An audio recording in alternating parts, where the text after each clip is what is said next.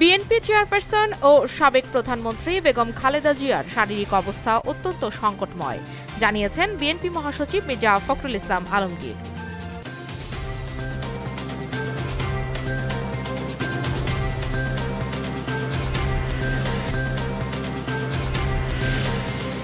চাঁপাইনবাবগঞ্জের চকপাড়া সীমান্তে বিশেষ অভিযানে ৩টি ওয়ান শুটার গান ও ৬ রাউন্ড গুলি উদ্ধার করেছে বিজিবি। মহানন্দা ৫৯ বিজিবি ব্যাটালিয়ন সদর দপ্তরে এক প্রেস ব্রিফিংয়ে এ তথ্য নিশ্চিত করেন অধিনায়ক লেফটেন্যান্ট কর্নেল গোলাম কিবরিয়া।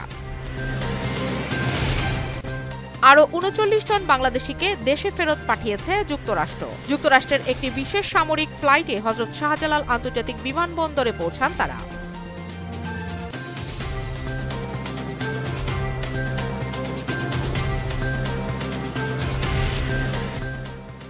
হংকংয়ে আবাসিক কমপ্লেক্সে লাগা ভয়াবহ অগ্নিকাণ্ডের ঘটনায় প্রাণহানির সংখ্যা বেড়ে দাঁড়িয়েছে ৯৪ জনে।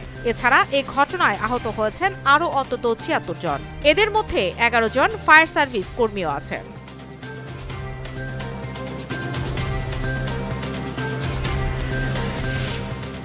কাতারের দোহায় খলিফা ইন্টারন্যাশনাল স্টেডিয়ামে অনূর্ধ্ব-১৭ ফুটবল বিশ্বকাপের ফাইনালে অস্ট্রিয়াকে ১-০ গোলে হারিয়ে প্রথমবারের মতো শিরোপা জিতেছে ক্রিস্টিয়ানো রোনালদোর দেশ।